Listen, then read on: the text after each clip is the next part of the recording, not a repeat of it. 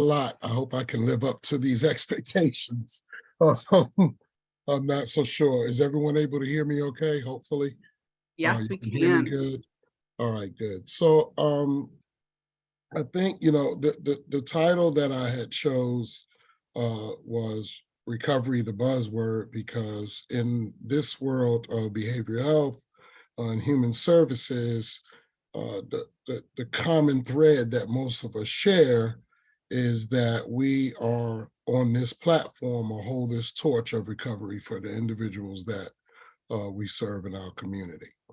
And so the word itself just seems to ring consistently over and over and over and over. But I often wonder how many of us have ever given thought to what that definition is to us, how thorough do we live it out in our own lives, because we're all recovering from something. And then I also wonder, how do we make that word really come to fruition in the lives of those that we care for, right? And in the community at large. So I want to tell you two stories about two individuals who came into my life, and I want to give you the perception and the paradigm shift. So I want to tell you about one veteran who was in combat. He was a combat veteran who served extremely young. And when he came home from combat, he had felt that everything that he had experienced kind of broke him. He felt that what he saw and the things that he had to do in order to be able to return home wrecked his soul. And he wasn't quite sure what to do with what he was feeling. Now, I want to stop there because I want to talk about trauma, right? And just give you a working definition, which I'm sure all of you social workers, you have a definition. I'm sure the textbooks have given you one.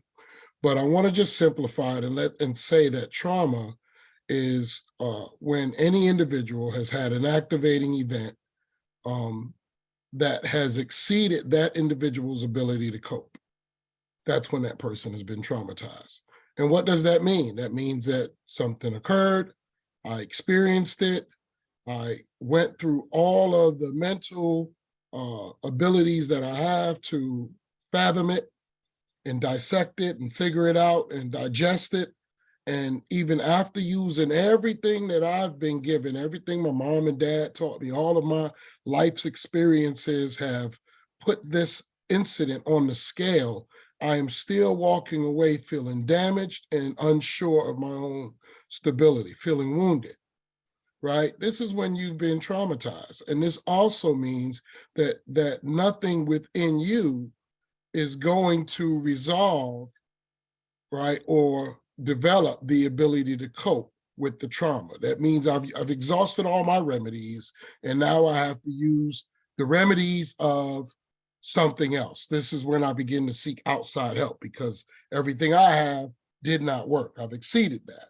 And now I need to receive some resources from outside of myself, right? So here's this young man who served in combat and was traumatized. Everything that he could think of to do to cope with the experiences that he had encountered did not work for him. And so this young man chose to figure it out on his own. And so what did he do? He sought to drinking excessively, right? Because he didn't want to think about it. He resulted into using hard drugs. As a result of that, his life did not go according to the way that he thought he had hoped things would go. He found himself battling the disease of addiction, with heroin and crack cocaine and whatever you would give him, right? He was popping pills or whatever it could be from sun up to sundown. It got so bad that the individual began to steal to support his drug habit, right? So he began to steal from family and friends and from jobs and whatever resources he was able to do so. And then as a result of that, he found himself incarcerated, right? People started taking out warrants and calling the police on him, and he ended up incarcerated. And in fact, he ended up incarcerated multiple times. And each time he got out of jail or prison, he would result back to using drugs, stealing, and get back incarcerated. At some point, this young man's life became one that other individuals in the community nor his family had the ability to deal with. His trauma began to traumatize the lives of others. And as a result of that, they had exhausted all their remedies in trying to figure out what they were going to do with him. And they just resorted to, you know what, you just need to stay away and not come around. And so he found himself with this keychain with a bunch of keys, but the keys fit no locks. What does that mean? He was residentially insecure. He was homeless, right? And so because of his inability to cope with the trauma that he had incurred, he found himself spiraling out of control and into a life that only traumatized him more. And the deeper he went, right, the more he did, the further he went. And he could not find himself coming out of this hole. So I want to tell you about another veteran. This veteran also served in combat extremely young. He had experienced the same, well, I won't tell you the same because none of us identify as the same, but he had experienced a great deal of trauma himself, being in combat at such an early age, and he wasn't quite sure what he was going to do either. He ended up seeking outside supports, and some of the individuals in his life had begun to ask him, you know, what had happened, how did we arrive at this place that you are now, and where is it that you're seeking to go, right? What is it that you really want to do with your life, and how can we support you in that? And as a result of that, this young man decided to pursue an education. He ended up getting a master's degree. He decided to pursue further education and become, you know, a licensed clinical worker. He went on further to pursue that career and be the best provider of human services that he could be. And today that individual is the executive director or CEO, whichever title you want to put to that, of a not-for-profit organization that is doing amazing work in the community, operating over 32 programs in the community and supporting people, and still takes a personal journey with his own recovery to seek out, like going to work with formerly incarcerated and homeless individuals in the community on his own personal time. So now you might ask, what happened here? Why is it that these two individuals were experiencing the same level of you know, trauma, right? They were both exposed to the same thing. Why is it that one, and I'm not talking about two individuals that went and one didn't find it traumatizing. I'm talking about both individuals finding the circumstances of combat extremely traumatizing.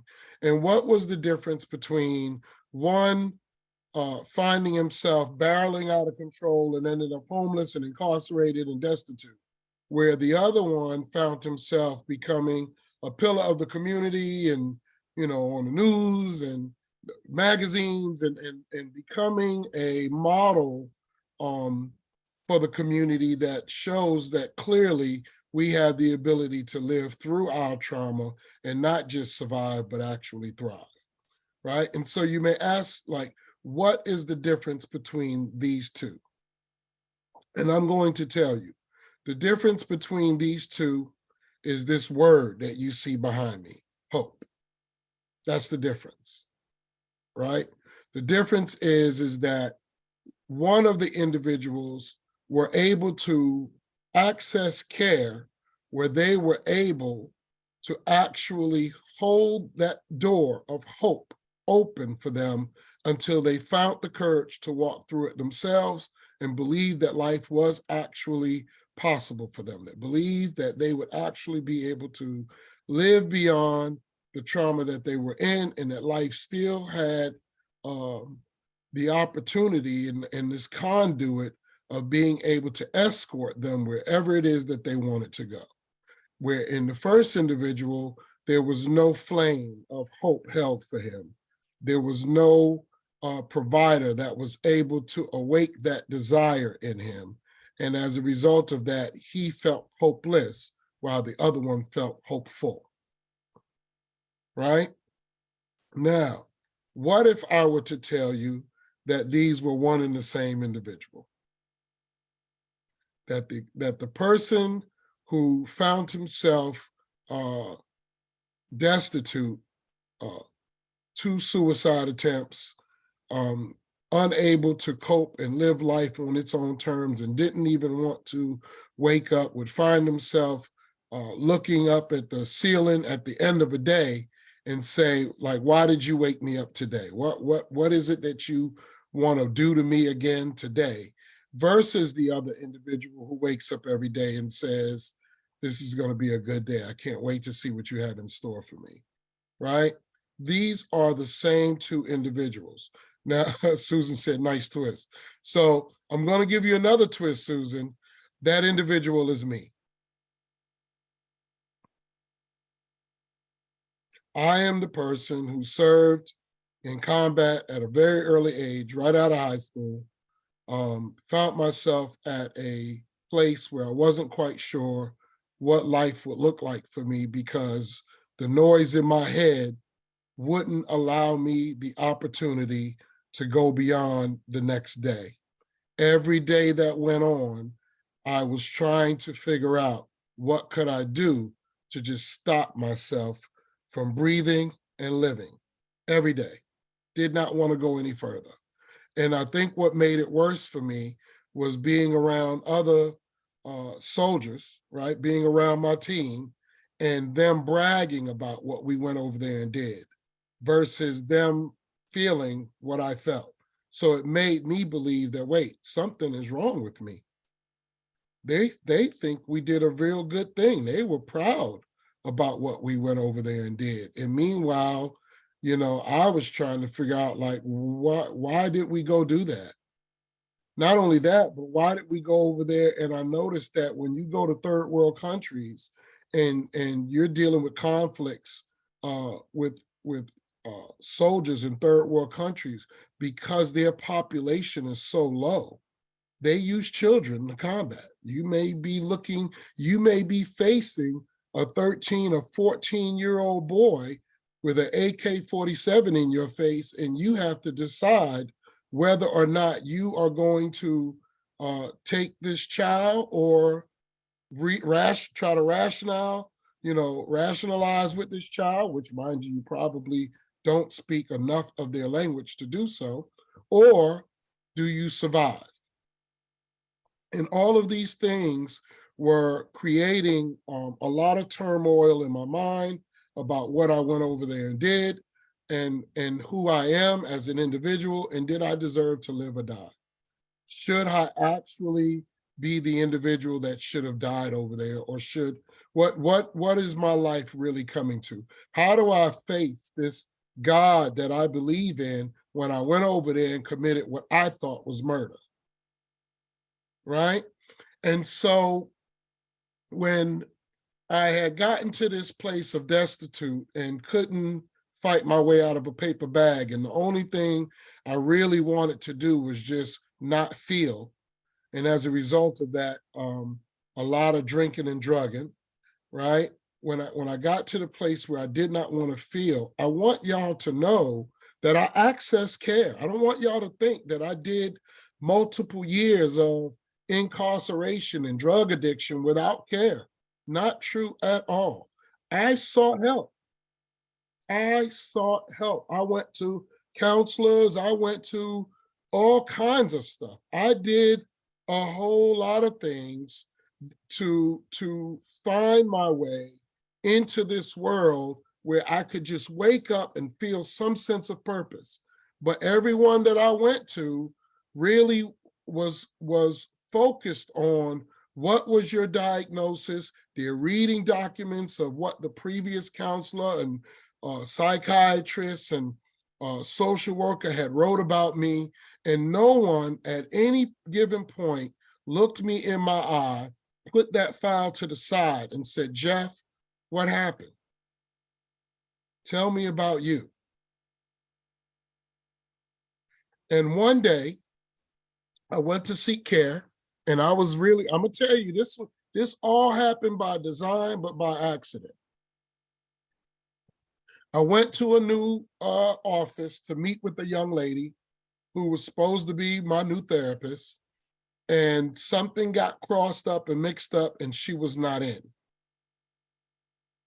And I ranted and raved. I became the angry Black man who was in the lobby. This is some BS. Somebody gonna see me. I'm tired. Y'all just treat veterans like garbage. So I just went on and on and on and on. And a lady was walking through the lobby, and she said, what's going on? And she said, well, he was supposed to see so-and-so. They're out today, and he's upset about it. And she said, well, I got a few minutes. I'll take him. And they were like, are you sure? And she said, yeah, come on, come with me. And they said, you need his file? She said, no, I don't need his file. She said, come on, come with me, young man. And I said, thank you very much. And I went into this young lady's office, and I sat down. And I want to tell you something about this incident or this encounter. I was angry. I was resistant. I was already convinced that whatever she was offering was not going to work. I was completely hopeless. And the truth of the matter is that very morning, I woke up wondering why I was still alive. That very same day. And even contemplated, should I give it another go and end my life after having 2 failed attempts? So she brought me into her office, and she sat down, and she said, how you doing? My name is X, Y, and Z. She said, I understand that you were supposed to see someone else today, so I don't know that I'll be able to be your therapist. I mean, I hate for you to give me information today and then have to go give it to someone else. So I'm going to see if we can switch you over and if I could be your therapist, provided that we get along and you like me. She said, but I just wanted to make sure that you knew in advance that you're not going to be talking to me and then going to talk to someone else. You could talk to me, and then hopefully you'll be talking to me going forward. She said, now, tell me about yourself. Who are you? And I looked at her and I said, what do you mean, who am I? I said, don't you have my chart with the information? She said, no, I didn't ask you about like your diagnosis and stuff. She said, I don't care about that stuff. She said, I want to know who you are. What's your name? Where you come from? Where was you born? Right? And at the time I was in Houston, Texas. And she said, I want to know where you were born. Like, well, tell me a little bit about yourself. She said, I hear a northern accent. Are you from up north? And so I began to explain, yeah, I'm from New York. She said, oh, I've been to New York. What part of New York you from? And so we talked. And before I realized what had happened, there were 2 things that I recognized more than anything else that stood out to me. One was we had already exceeded the 15 limit mark. That was the first one. Because I kept looking at my watch, like, why is she wasting my time? She only has 15 minutes. She needs to figure out what she's going to, right? Like, that's where my mind was at, because that was the system and that's what they would do. And so I looked at my watch like, wait, she's already exceeded these 15 minutes. What's going on here? And so we went past the 15-minute mark, and that was the first thing that I noticed. And the second thing I noticed is that she didn't pick up a pen, touch a keyboard, nothing. She wrote nothing down. She kept eye contact and intently listened to me. and repeat it back. Wait, I don't understand that part. You mean to tell me that you and would repeat back, right? You know, good listening skills, right? I know that today, but good listening skills. And so when she began to talk to me and we began to create this dialogue, I realized that there were a lot of things that this young lady was doing for me that I had not yet experienced. And the first one of those was she got me to tell my story. She got me to tell my story. And she also opened the door for me to let me realize that I was not broken, that nothing was wrong with me, and that I actually did have something happen to me. And that's why I'm in the condition and the position that I was in, because something occurred and I wasn't capable of coping. And I never heard that. I did not know that. That was all, it was like, boom. And then she had me intently listening because she began to break down to me how trauma exemplifies itself in the lives of its victims. That some end up with substance use, the diagnosis of, you know, depression and schizophrenia, and she just kept going on. And I was just like, tell me more. And then I was like, okay, so what do we do? How do we approach this? She had me, without even realizing it, she had me intently ready to recover and actively engage in a plan. Without saying, well, these are some options. We could get you these meds and we could possibly do this and this and this. She did all of this through just talking to me, by caring and being interested in me, damaged me.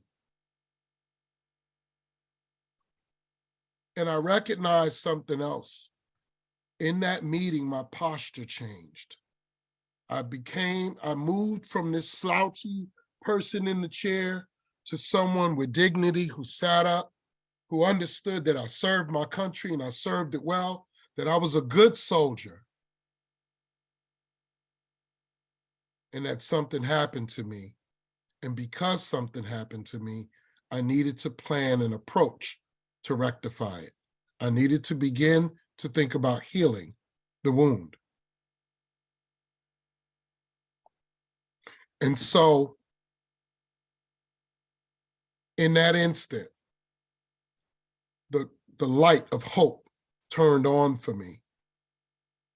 And then she began to talk about, she said, you know what, before we begin to talk about options, I think we need to know where we're going. And I said, what are you talking about? Where we're going? Where are we going? And she said, you ever been to Walla Walla, Washington? I said, no. She said, oh. She said, me either. She said, but if you were to go to Walla Walla, Washington, how would you get there? I need y'all to know I'm 60 years old, so this was a while ago, right? I also need you to know this is before cell phones and GPSs. So, so she said, where, how would you get there? And I said, I guess I need a map. I said, I'd take a plane, but if I was going to drive, I said, I guess I would need a map. She said, yeah. She said, so let's start mapping, because I think you're about to go somewhere you've never been. And so we're going to need a map to figure out how to get there. I said, okay. I said, I thought we was here to talk about like my illness and my diagnosis and the noise in my head and the voices and my inability to get out of the bed. And she said, we are. She said, but more than that, we're here to talk about how do we get you to a place where you're living your best life. She said, I think if we could get you to a place where you're living a life that you're not willing to give up, the other stuff will become small. I said, okay, so how do we start? She said, well, I don't know. I think that's something that you have to decide. She said, I'm here to make sure that what you want, you have access to. She said, so let's talk about what you want. And then I could talk about what I can get access to. I said, oh, okay. So that was my first time ever experiencing shared power and shared decision-making. And see, most of you clinicians in the room, y'all know I'm talking about motivational interviewing skills and all of these things, right? Right. But this was prior to any of those trainings coming out. This was a woman who simply took the time to love me for about 50 minutes. That's how long I was in her office, about 50 minutes, 45, 50 minutes, right? And then she even went as far as to set the stage, because I use this with my staff, and I don't know if I have any of my people in the room. If I do, how y'all doing? But she took the time to set the stage for me, and she said, you know, it's time for me to start wrapping up because I have someone else that I need to see. She said, you're very interesting, and I could actually talk to you all day. She said, but we'll get a chance to do that another time because I'm going to have you come back and we'll finish this. But right now, this is what we need to do. I need to capture everything that we talked about so that you don't find yourself repeating yourself, because I'm forgetful. And based on what you told me, you have some memory things going on too. She said, you have a TBI also, don't you? I said, yes, I do. She said, okay, so we're going to jot all of this down, get some notes going on. And so that way we don't have to repeat it. And then let's talk about what my homework is and what your homework is. I said, okay. She said, yeah, because, and then she taught me what I use today. I use it today. She taught me about an 85-15% rule. She said, Jeff, because I need you to know that your recovery is your responsibility. You are going to have to do 85% of the work. I am only going to do 15. So if you're not ready to get on this horse and ride, you're wasting my time and you're wasting yours. She said, but if you want this and you really want it, she said, I will give you 100% of my 15%. I said, I'm in. What do we got to do? Right? And so I'm going to tell you, right, that in having this discussion and dealing with this closeout, like this collaborative documentation thing that she did, right?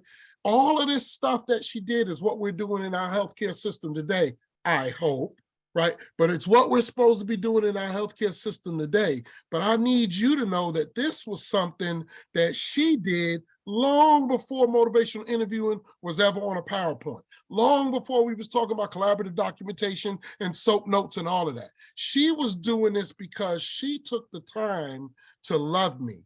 But now this is where the real tale spins. She did this because she knew I could recover. She knew it. So, and I'm telling you this because it is so important that as providers of care in our system, that we don't just believe that recovery is possible or that it's probable or that it's likely. We have to expect it. We have to know that recovery will happen. It's going to happen. What we also need to recognize is that we don't get to put a face on it. We don't get to determine what recovery for any individual should or could look like. They get to determine that for themselves, and we should celebrate them no matter how small we think the recovery is, because to them, it's probably ginormous. Because I don't think that many people even understand what it takes to get to your office in the first place.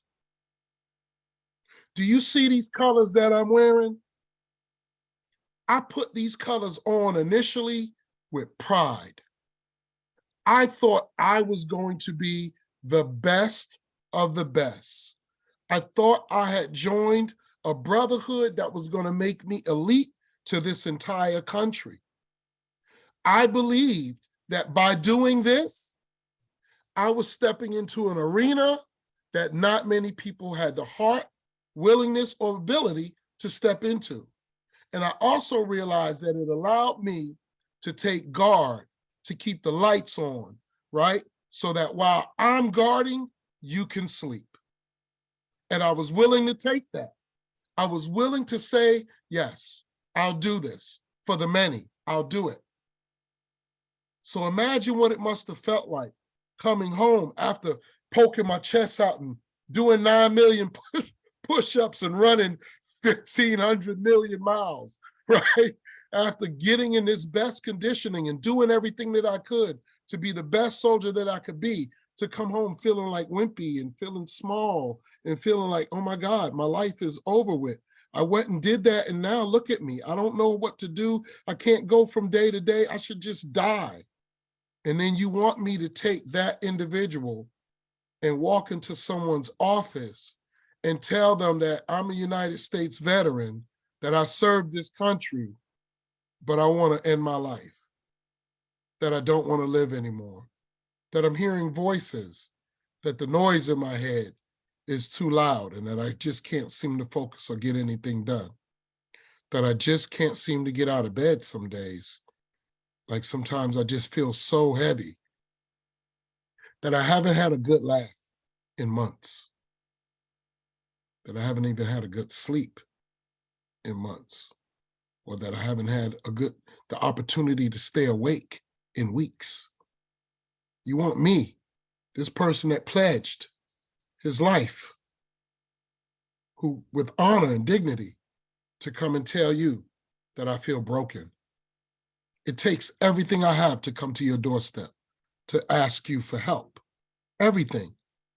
And because of that, we have to make sure that there is no wrong door and that we have the right language and that we're clear on what we're saying and what we're doing, that we know that we're the individuals and the people that can take hold of the responsibility of supporting them. And if not, being willing to be humble enough to say, hey, hold on, this ain't the right office, but let me make some calls and get you to the right people, right? Because you only get one chance at a first impression. Only one. You only get one chance to make a good first impression, right? And because of that, it's so important that we understand what we're doing, that we know what a veteran's culture is, that we know what languages and words to use, right? That make the person feel supported and dignified, right? And respected, honored. And to recognize that we ourselves are privileged to be on that journey with them, right? That they trusted us to come and allow us to be a part of that journey with them. It's a big responsibility to hold. So when I talk about, I don't know how much time I have, and I feel like I've been talking way too long and way too much. Might be the coffee. I got an extra shot of espresso today. So I want y'all to do me a favor, because I'm feeling a little vulnerable and I'm feeling wide open. If you understand what I'm talking about and you can appreciate the words that are coming out of my mouth, can you put a 1 on the screen, just a 1? Can you type just a 1? There you go. Help me out. Thank you so much. So today I am the executive director of a not-for-profit organization that does amazing work, right? I'm the Mental Health Association of Nassau County. That's an infomercial, right? And put the logo on the screen real quick. No, let me stop. But I'm the executive director of a not-for-profit organization, the Mental Health Association of Nassau County. We do some great work. We are an organization that we're at the forefront in the groundbreaking of the PFC Dwyer Project Vet to Vet. And we were also, we are the Veterans Health Alliance of Long Island, which has been operating now for about 14, 15 years in Long Island. And we support veterans. We touch about 4,000 veterans a year. And so what I want to tell you is this. I never know when another Jeff is at my door. I never know it. I don't know. I don't know who you are. I don't know anything about you. I might have received some documentation, but I could tell you this from what I've learned, that when I read the paperwork prior, it usually taints my opinion and my approach to the individual that I'm about to meet, right? So do I read it? I usually do, because I don't want them to have to repeat themselves. But I also have learned that I try to open the door with this clean slate. And I want people to come in, and I always tell them, listen, I do have your file. Yes, I read it. So if you don't want to repeat certain things, please know you don't have to, because I read it. But there's something in this file that's missing, and only you can give that to me. And they usually say, what is that? And I say, the file doesn't tell me who you are. It tells me what you have, tells me like what you've been diagnosed with and what medications you've taken, but it doesn't tell me who you are. And I think if we're going to have a meaningful relationship, and I think if we're really going to like get on this journey of recovery together so that you could live your best life, because that's what I'm here for. I'm not here to help you get medication. I'm not here to try to decide whether you got the right diagnosis or not. I'm not here to do any of that. I'm here to put you on the road to living your best life. Because I know you can. And I don't know if you know you can yet or not, but I know you can. And so in the meantime, until you believe, know that I believe. So please do me the honor of telling me who you are. And that point of conversation opens the door to whatever it is that you need it to be. Because I never know when I'm meeting another Jeff or which Jeff I'm meeting, right? I don't know if I'm meeting the one who's been beaten and battered for years, dealing with addiction and bad treatment, programs and wrong recovery models, right? I don't know if I'm meeting the one who has already been at its wit's end, who may have multiple suicide attempts and hasn't even disclosed it to anyone. We don't even know if that person has attempted to end their lives and just hasn't told anyone. You may be the first one they tell. Or no suicide attempts, but have been contemplating it for quite some time and may have decided that if this, I'm going to this office today, but if this guy or girl don't have the right thing to say to help me change my life, I think I'm done. We don't know. We don't know where people are in their life and in their recovery.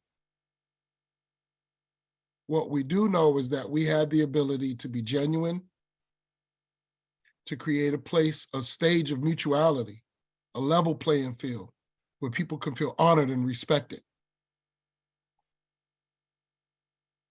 When we get to the place where someone is able to come in and feel that it's a safe space to be vulnerable and to expose themselves, recovery happens, right? I want to tell you that transparency is the place where safety resides. When things are on the table and everything is visible, everyone in the room feels safe. It's when things are hidden that everyone feels a little guarded and not sure of what's next, So, again, I feel like I've been talking forever, and I don't know if there's questions. I don't want to hold up. Can somebody tell me something? Give me a time sign or. Absolutely, Jeff. So you have till 11:10 to speak, and we can start questions really at any time. Okay. Everyone is loving this kind of free flowing. Would you like me to ask some questions to kind of? Sure. That's fine. I think I would say before we get into questions, what I would like to share is that one, thank you for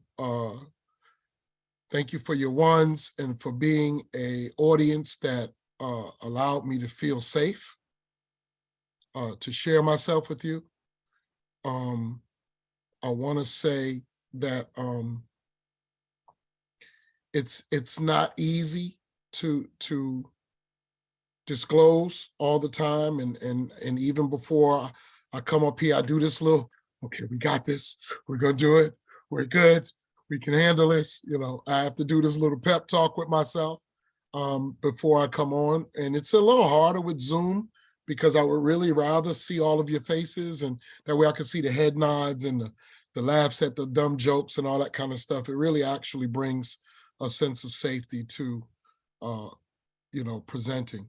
And I'm just glad that I was able to do this without death by PowerPoint, because I'm not the presenter that likes to use PowerPoints.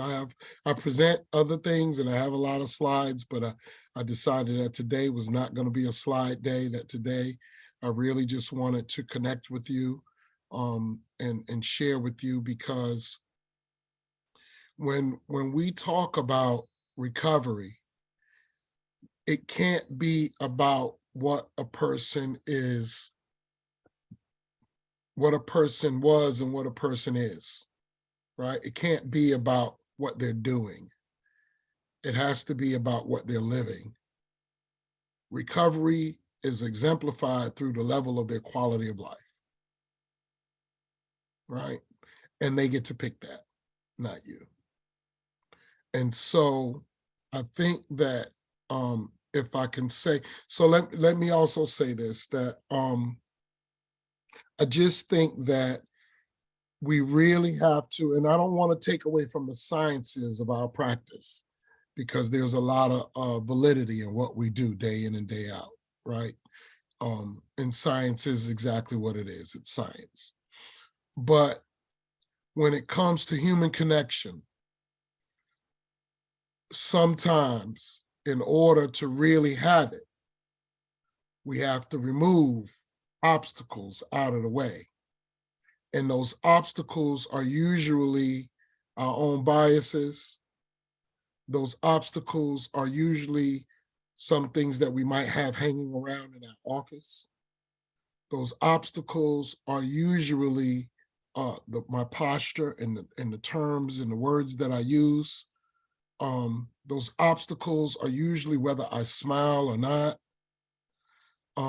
Those obstacles are usually when I take the lead and don't give you equal flooring, right? And those obstacles are usually time. When I put a restriction of time on what healing should look like, I've probably already ruined the opportunity for this to happen the best way that it can, right? So if I've said anything, and obviously we're going to do some questions and answers, and I got a lot of stuff in my head, so I'll probably answer questions with long answers. But if I've said anything to offend any of you, I apologize. But if I've said anything to inspire hope in all of you, that actually is not of me, that's of God. And so that's where I leave the glory. So I just want to thank all of you for this opportunity to share myself with you. And now I'm open for questions, anything. Ask away. Awesome. Thank you so much, Jeff. We, first of all, have so many people in the chat just saying they don't care about CEs. They just want to listen to you all day. So that's amazing. I don't think I've ever heard that. That's pretty cool. So you're really, really speaking to opening people's minds and hearts. Those exact words are coming in through our chat box, and I want you to know that. A lot of questions as well. One of the first ones that came in, and I do think it's important, came from Carlos. They're saying that you emphasized the word young a few times when you're talking about when you went into combat. Why does the word young matter, or why does the age matter? They were saying that, a service member experiences combat at many ages. So what in particular? So I think that when a person experiences trauma, it doesn't matter what age you are, what you experience it, but what the difference is between young or old. I think can be your life's experiences and your ability to have already experienced difficult moments of trauma. So I think the older you get, the more you prepared you become for hardships and the more you're skilled and equipped to digest things and process things. When you go to cope, you cope with what's within you. If you have little experience or low experience, you don't have much to dig into to cope with. If you have longer life and longer experience, you have more to dig into to cope with. So that's why I stretched young, because I think it was important to identify. It's almost as if, so by the time you are, and this may not work for everyone, so if it doesn't apply, you know what that means. But when you are 13, 14, and you have your first exposure to a bully or a fight, and it's time to put your fists up and fight, it could be very difficult, traumatizing, and scary because you don't know what to do because you've never been in a fight before, right? You've never been hit in the face before. You've never been kicked or beat or thrown down or any of that. You don't know what to do. But in the moment, you're going to defend yourself and you do what you can. But by the time you're 25, 26, and you've had a few fights, getting in an argument then feels a little different and you manage it differently, right? You choose your words differently. Now, if you've learned over the years that you're not a good fighter, you also get a little more cunning and learn how to talk your way out of it better, right? So I think that I was expressing young because I found it to be extremely important to help individuals identify that the coping skill, the experience of what was in an individual was nothing. It was right out of high school. I turned 19 in combat, right? So it was very low coping skills. There was nothing in me to fight with. I had nothing, I had no experiences. Hope that answered your question, Carlos. Yes, Carlos said, copy that. Yeah. And I just want to share a few things. Monica says that their heart is full. Thank you for the transparency. Promise says you are a true inspiration. Thank you. Very insightful, very interesting. You've added so many tools to my toolbox. Powerful. Thank you for sharing your story. I mean, it goes on and on. I just wanted to throw a few of those in there. Okay. One question that came in that I think is really a great question came from Monica. She said, I recognize that boundaries are vital in our role of work. I find that boundaries are different for different communities. For example, when I work with some families, I know that accepting their food is important to gaining their trust. What are some boundaries that are different with the veteran population than the civilian population? So I remember, so I'm a mental health first aid trainer. And I remember I was doing a veterans piece at our organization, and there were some civilians who were in the room that provided services for veterans. And one of the things that started off immediately was someone had, we was talking about where did they serve and, what branch of service they were in. And I remember somebody going, oh, I was a Marine Semper Fi. And I was like, oh, okay, all right. So you one of them, Jarhead. And so, we bantered back and forth, right? Navy had things to say and Air Force, like we all banter. We have, names and terms for one another, and doesn't mean we disrespect one another. We all know that we served and that we are one unit, right? We're one team, one fight, no matter what seal you wear, on your shirt. You did that. We know that, and we honor one another.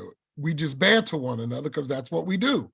But one of the on the comments of the survey, there were a couple of people who were offended by our bantering. They thought that we were making fun of one another, and they found it disrespectful. But it was because they didn't understand military. It's what we do, right? It doesn't mean that you have to respect it or expect it or understand it. It's just one of those things that exists. And so when you talk about boundaries when it comes to a veteran culture, I think the bigger thing is when you open the door, because every individual is different. And so I don't want you to look at what is specific to veterans versus what is specific to non-veterans. I want you to look at what is specific to the individual sitting in your office, because not all veterans hold true to what they deem as a veteran culture for themselves, right? Not all of us do that. Some of us are able to say, I did that. That was then and this is now, and I'm here for this. And they move on. And some sit in your chair and you would think they're still in uniform because they held on to that lifestyle and that belief system. And that's what they're very proud and as they should be, right? So I think it's really about creating boundaries and a culture for what's accepted or not accepted for the individual in your office.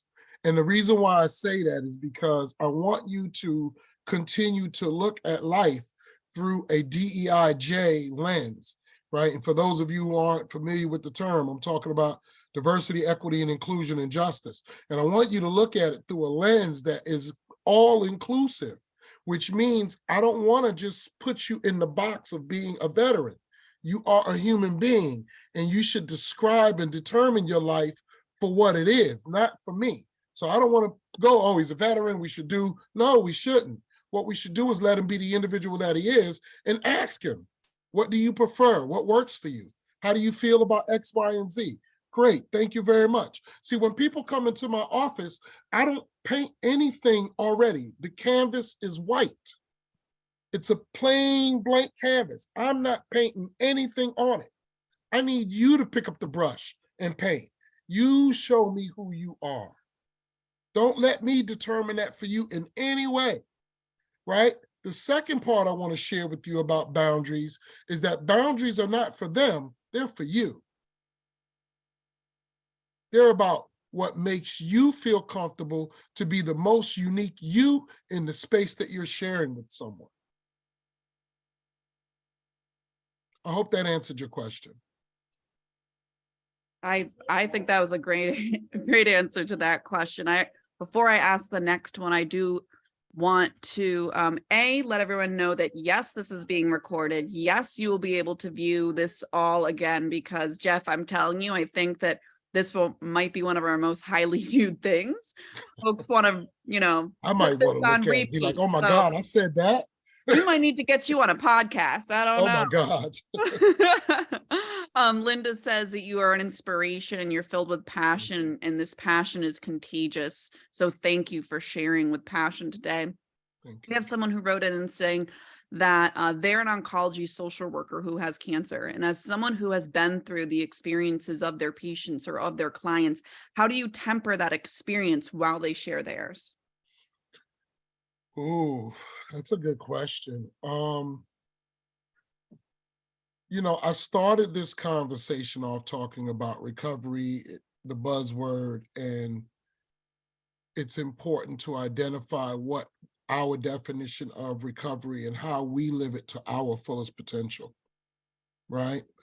And the reason why I started with that is because all of us are recovering from something. Now, in the midst of it, some of us may experience something a little more traumatic than most, right? Or something that is the most traumatic experience of my life currently, that type of thing. But it's so important that you identify your pathway and road of recovery and that you live it, right? And I think the biggest thing I've ever given to anyone is me. I think the greatest gift I've ever given to anyone that I've ever worked with has been me. That's the greatest gift I've ever given. My experiences, my hopes, right? My tools, things that I've done that I've identified that work for me. Now, will they work for you? No, nothing is all or anything like that, right? Nothing is all or 100%. Everyone has to find their own pathway and use their own tools that work for them. And that's unique and that's great, because I would hate to think if the world would be boring if it was all cookie cutter. So I'm glad that it's as unique as it is and different. But I think to answer your question more directly, if you are personally in your journey and active in your recovery and keeping yourself on a pathway of what is good for you and wholesome for you and makes you feel complete, right? Makes you feel that you are restoring your quality of life, that you are able to look at yourself in the mirror and feel better about who you see. Doesn't mean you have to arrive at that place like you are the bomb, Jeff. No, that's not what I'm talking about. Some mornings I wake up and I look at myself and I go, all right, we made it to today and we're going to make it the best day we can, right? Maybe we'll get another yesterday. Yesterday was freaking awesome. Maybe we'll get another yesterday. But if not, we'll figure it out. You know, if you can arrive at a place where you can be 100% with you, then it makes it easier to be 100% with the world. If you're not at a place where you're able to be 100% with you, then you're going to find it difficult to be 100% with the world. Your recovery is what you give to the world. If you're not on a pathway of recovery, then when you run into someone whose story is heart-wrenching and very difficult to digest, it could spiral you out of your own work. This is why we teach things like compassion fatigue.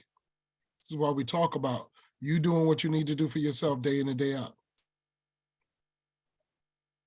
Absolutely. Thank you. Again, before I go to another question, Jessica says, your voice has so much strength and power from what you've endured, believe in, and have overcome. You continue to move mountains. They thank you for your resilience, your compassion, and thank you for continuing to give that hope to other veterans. I'm confident your mission has saved the lives of many vets, and you're so appreciated here. Thank you for this TED Talk. We've gotten a few of those. I'm loving that too. That's always a nice chuckle. Manud asks, time management aspect when they're meeting with someone is one of their biggest challenges. I want to hear their story. I want to show that I'm interested in them and that connection, but the caseload is a burden. Are there any best practices or tips that you have to show someone that you are invested in their story? But how do you maintain that time management as well? So I think that the first thing is to shift the paradigm from understanding that time management is a myth. We don't have the ability to manage time. Time will move no matter what you do. You can't manage it. What you are able to manage is task. It's task management. That's what you manage, the task, not the time, the task. So I think the setting the stage model, maybe I need to patent that because I haven't seen it yet. Maybe this is my opportunity to become a millionaire. Let's see. No, but seriously. So I think that the concept of Robert, you're silly. I think the concept of setting the stage gives you the ability to, one, be transparent, two, make the moment count, and to get the task done, right? And so what does that look like? That looks like this. You come into my office and I say, listen, before we get started, I got to let you know what this is going to look like because I don't want to waste your time or mine, and I want to get as much done as possible. So because of the way things are, and these are the services that we provide, my time frame is this. And so what I would really like to be able to accomplish today is I want to spend this much time just dialogue, talking. Then we're going to sit down. I'm going to ask if there's anything that you did not right before those last minutes where I know I need to wrap it up. I'm going to ask you if there's anything that you wanted to discuss that we did not discuss. That would be a good time to let me have that. And then we're going to sit here and we're going to go through some, collaborative documentation to make sure that I captured everything correctly.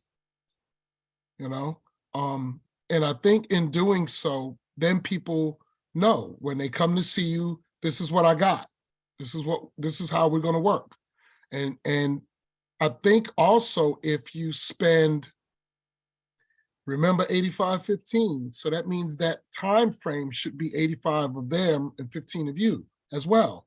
That means they should have 85% of your time to say what they need to say and give you the story and to talk about what they need to talk about.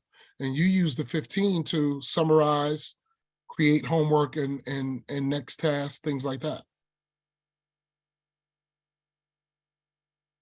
I can see you kind of really mess with some folks' minds here with this whole idea that they can't manage time. No, everyone has had an aha moment, it seems. So that was a great answer to that. I know everyone appreciated that. I love that too.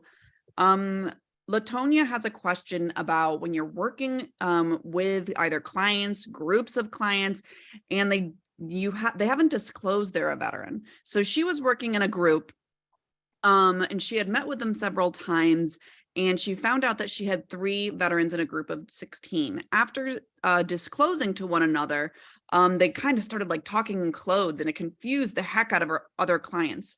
Is there a way that you would do therapy in a group setting when there are some civilian clients and some veteran clients? And are there any recommendations of how to handle that? Yeah, so I think we're all unique, and I think that we are all amazing. And I say that as in all human beings. I think that we are all unique and we are all amazing. Some have done things that other people like to recognize. Some have done things that they don't realize other people like to recognize.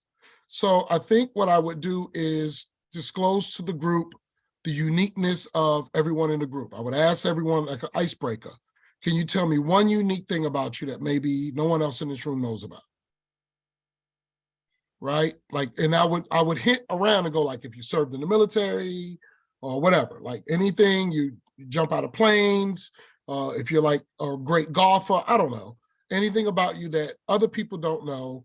I think this is a great time to disclose so that the rest of the group can know. And then we get to also see maybe there are some similarities in here and some differences, and we get to ask each other questions later on and talk about it and kind of expound on every individual's greatness in the room, right? And then when you do that, if you can get one of those 3 to say that they're a veteran, and you might get any other veterans in there, because if one person says, I like to jump out of planes, be like, holy cow, that is so scary to me. Anyone else in here like to jump out of planes? You get 2 more hands to go. Oh, great. See, I got something in common. What about you? And then you move to the next one. I served in the Army. That's freaking awesome. You know, anyone else serving in the military? Any other veterans in the room? Great. Up, see, we got 2 more. And then that alone, when they see that there are 3 people that seem to sit next to each other, that seem to talk alone when they're not with everyone else, they're quickly going to put it together. Oh, they talk to each other because they're veterans. They'll figure it out. Awesome. Thank you. Thank you for that. Latonia says, you're being genuine as well as charismatic. This has helped me to grasp the totality of trauma work with veterans in particular. So many things in these comments we'll be sending to you, Jeff. A really important question. Okay. Can you explain collaborative documentation? Oh, yeah. So I believe in nothing about us without us. What does that mean? That means don't talk about me. Don't say nothing about me without me. Don't make anything etched in stone or document anything that I'm unaware that you're documenting. So collaborative documentation is to make sure that my perception of what I told you, your perception of what you received from me matches, right? And more importantly, it's more what I said to you, not what you perceived. You get it? So I may have said something to you, you perceived it one way, you document it, but what you documented isn't what I meant. So you need to make sure that what you're documenting is actually what I meant, because I'm the one that has to say so. I'm the client, right? And whether you know it or not, I'm gonna give you another add-on to that. I'm the client. What does that mean? That means you work for me. That means because I'm the client, that means you work for me. So you want to make sure that what I said to you, you document appropriately. And the best way to do that is to say, all right, let's take these last 5 minutes to go over what we've been talking about and making sure that I get this information in the computer correctly. All right, now, all right, this is what I got. Let me know. Come sit right here. Come look. I've even worked with people and say, how fast do you type? You type good? All right, good. Come do your document. Come type your notes. I've done that. Right? But it was about inclusivity, and it was about people understanding that some of the people that I've worked with always felt that they couldn't get their notes, because I've heard that before. I went to go get my medical report and they wouldn't let me have it, and da da da da da. Yeah, so that's not fair. Anything about you should be accessible to you. You should be able to see it. You should also be able to see what it says. So one of the things none of my program members will ever be able to say is that Jeff wrote this and I didn't know it. Nope, you know it because I made sure you saw it. You might have even typed it yourself. That's awesome. Thank you. Thank you so much. And another aha moment for some folks in the chat I can see. Katie says, I hear you, I see you, I feel this. Thank you so much, even over Zoom. This is so profound. Lillian says, you model humility, vulnerability, compassion, empathy, transparency, hope, and love. Thank you for this presentation. I want to go over to another question I think that would be good. Jen says that she's been working with some veterans who are dealing with a lot of anger. Can you tell, how do you deal with anger? How do you use hope with anger? What is your approach to help veterans who are struggling with that?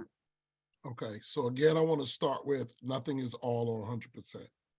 What does that mean? That means that not everything that I attempt to try will work on everyone, right? Sometimes people come in angry and they leave angry, and I gave it my best. We'll try it again tomorrow, right? I also understand the process of growth and change. Now, we all are familiar with the stages of change. I'm pretty sure all of us know what that looks like, right? We never know what part, what phase of change an individual is in. We also don't know what part we play in the growth spurts. So when you plant a flower, someone has to put the seed in the ground. Someone has to make sure that the soil is good. Someone has to make sure that it's watered appropriately and that it really receives the proper sunlight, right? Someone needs to make sure that in the wintertime that the leaves and the debris is cleaned from around it. Someone needs to make, right? So all of the things that go into raising a healthy plant are us. This is our system. This is who we are.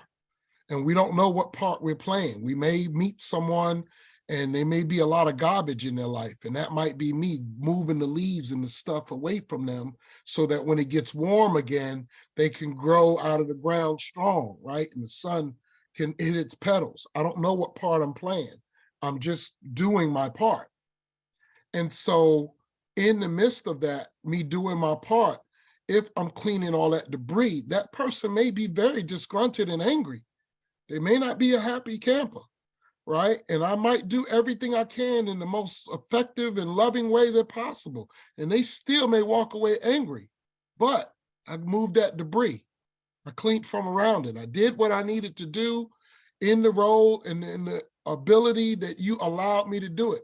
You may not have allowed me to do anything, right? I've walked into a lot of offices where they may have attempted to help me, but because of where I was in that moment, I probably didn't give him the space to do anything for me, right? Other than document that he was very defiant, resistant to medication, blah, blah, blah, right? So we don't know what part we're playing in a person's journey.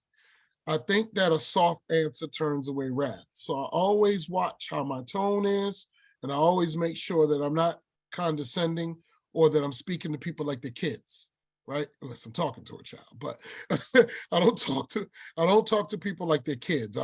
So what I think you should do is I don't do that. I don't do that. You come in here angry and you got an attitude. I know you're not mad at me because you don't even know me. I didn't do anything to you, right? So the first thing I need to let you know is that I'm here to help. First thing I need to do is let you know I'm here to help. Don't mean to be mad at me because I'm here to help. I understand that you're frustrated with the system. I understand that there are some things that didn't work your way. Hopefully, I can end that road for you and we can get things moving in the best way possible. Tell me what it is that you're seeking to do. Tell me what you need. And let's see if we can make that happen for you. Right. And I think when they realize that in you they have an ally, it begins to subside. The anger begins to subside. Not always. Like I said, nothing is all 100%. There's always that person who's going to still yell and be disgruntled, and they are what they are. But we don't know where they are in their journey. We don't know what they're going through, and we don't know what part we're playing in that road. Because a lot of people probably could tell you today, Jeff was angry. He always cussed and yelled at us. He was the worst client we ever had. And they may look at me today and be like, that is not the Jeff that was in my office. I love that. Thank you, Jeff. I appreciate everyone's appreciating the straight talk. It's really what we need right now. Risa says, I value your demonstration of what is needed in receiving help, being able to help oneself and be safe in helping companionship of the professionals, a tremendous gift. You took what you learned about surviving and surpassing the pain and now give the hope to others. That's an inspiration. Thank you for choosing to be yourself with us today. It's really appreciated by everyone. One thing Silas asks is, why is it important for non-military social workers to start out a therapeutic relationship by saying they're not a veteran? Is that important? I think it is important because if you're in an environment where veteran services are provided, there may be the assumption that everyone in connection with them is a veteran, or everyone at the organization is a veteran. They may assume that. And so you don't want them to make the wrong assumption. They also may find a great deal of gratitude in the fact that you're honoring them and you are a civilian, right? Again, transparency is where safety resides. And so you want to be open. You want to let them know where they are, what they're doing, and what's going on. A lot of people believe that if you've never used substances or if you're not an addict in recovery, you may not be able to help me with my addiction. Some veterans believe that if you're not a veteran, you may not be able to help me with what I'm going through and my experiences. Being transparent and also being the individual that they identified as someone who's been very supportive and helpful could break those stigmas. Thank you. I just want to say, I don't know if we're fangirling too much here, Jeff. We have, I think, 5 times in the last 5 minutes that folks have said this is the best presentation they've ever been to. They're just so grateful that you've shared yourself and your time with us today. Thank you. All right, so I have a question here from Christina about your 85-15 structure and practice, and like, how does that really work? Does it ever backfire? Can you tell us how you hold compassionate boundaries around that quote unquote rule? Or in other words, how do you help clients hold clients accountable in recovery while still creating that safe space for them? So let me start off with, yes, it does backfire. But I think the biggest thing about it is that I'm just so caring that I sometimes do 30, but I don't do it all the time. I do it where I feel like I got him. He's right there. He or she is right there. They're right at the edge. I just need to get them over a little bit. I need to meet them a little more. Just need to go a little further for them to pull them over that brink because they're right there. They want to believe, they want to do this. I'm thoroughly convinced that they can handle this, but they need a little bit more out of me. But I've also identified that that could be me mismeasuring what is 85-15. What I'm giving as 15% may not be 15. It could have only been 5. And I may need to go a little further to meet my 15, right? Because I don't know how to measure their 85%. It could have taken them 90% of who they are and what they have to give just to get into my office. I hope that made sense. And so how that works is that the 85% is really about them going to make the appointments, them going to do the things they need to do, them filling out forms, them getting to where they need to go. I can't do all of that for you. I'm not coming to pick you up and bring you. I'm not coming to all of that stuff that we do sometimes is enabling.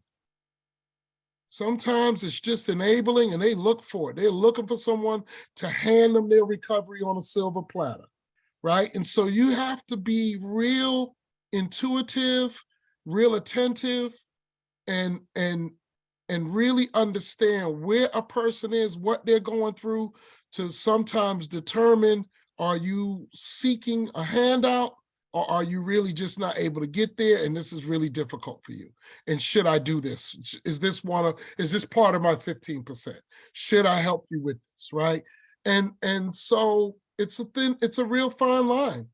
It's a real fine line. And sometimes I find myself going, darn it, man, they got me because they was using me. They could have did X, Y, and Z.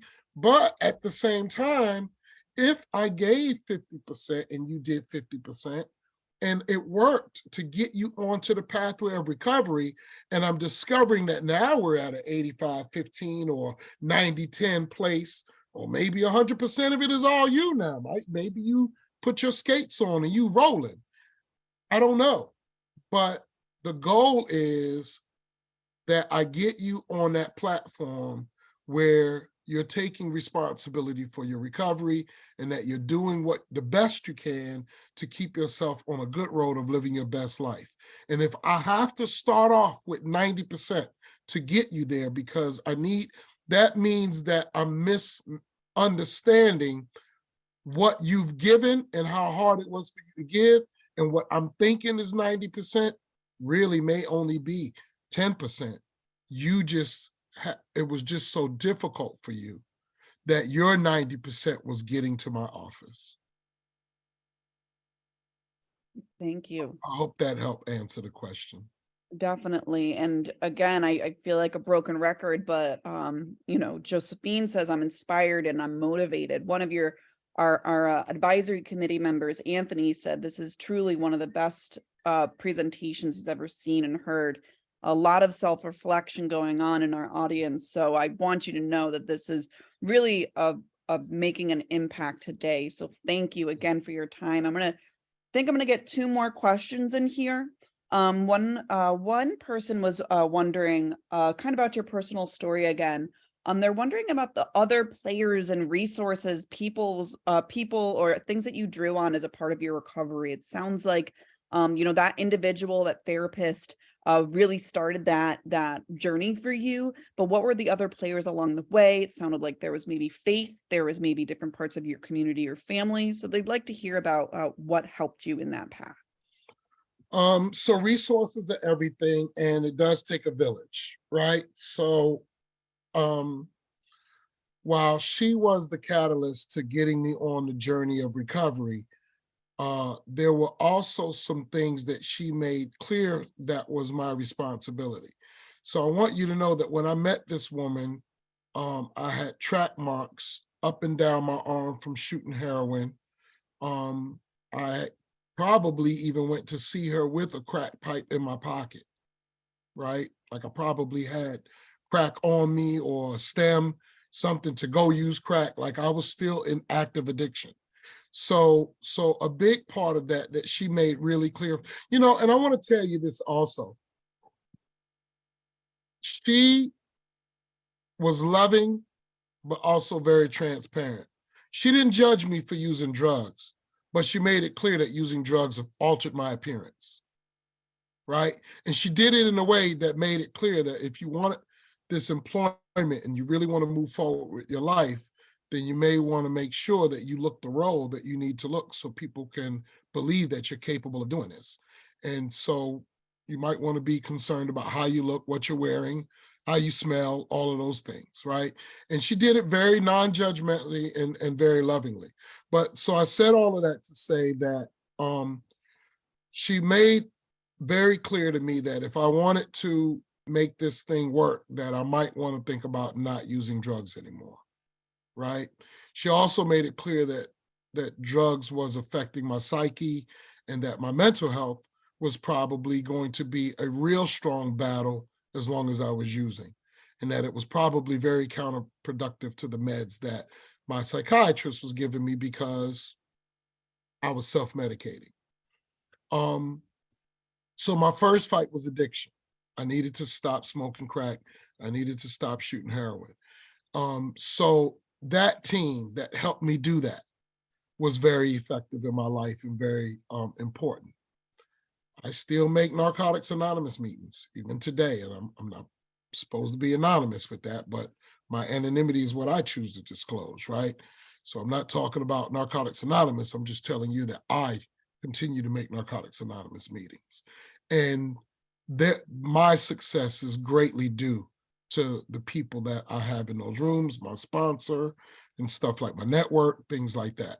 Psychiatrically, I also have a team that I use as well, that I'm able to talk to and disclose how I feel mentally, right? How the noise in my head is working. I still see a neuropsychologist because I do have a traumatic brain injury. So all of the things that I do to support my wellness are part of that team, right? But here's a hint that I'm gonna give you guys that probably is really good for just life in general, good for you, and a good suggestion for those that you work with. I have a dream team in my life. There are 5 people that I use in my life that whenever it comes to making a life-changing decision, I go to these 5. And the reason why I talk to these 5 is because I can't be the tiebreaker. So it can't be 4 or 2. It needs to be an odd number, right? Once I talk to them, so the first 3 could tell me, Jeff, that's the dumbest thing I ever heard you say, do not do it. The first 3 could tell me no, but I'm still going to ask the last 2 because I don't just want your answer, I want your why as well. Why shouldn't I do it?